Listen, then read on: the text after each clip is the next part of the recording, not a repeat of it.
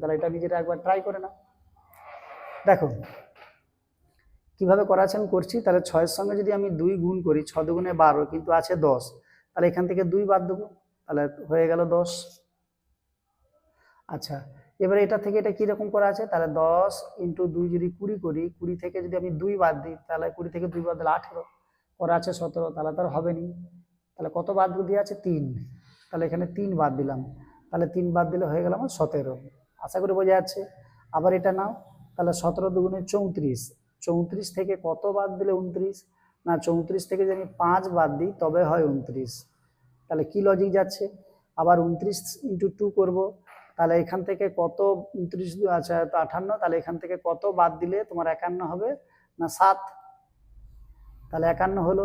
আবার 51 ইন্টু 2 করবো, সেখান থেকে কত বাদ দেবো,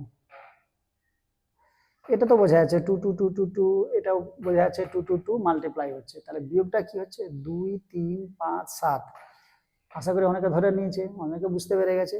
এগুলো হচ্ছে সব মৌলিক সংখ্যা যেগুলো হয় না, সেইগুলো বিয়োগ করা আছে। দেখো 2 প্রাইম নাম্বার, 3, তারপরে হচ্ছে 5, তারপরে হচ্ছে 7, তারপরে কত আসবে 11, 11, তাহলে 11 বাদ দাও, তাহলে এটার সঙ্গে এটা মাল্টি গুণ করে 11 বাদ দিয়ে দাও, উত্তর চলে আসবে 91, 91 কোথায়, এই যে।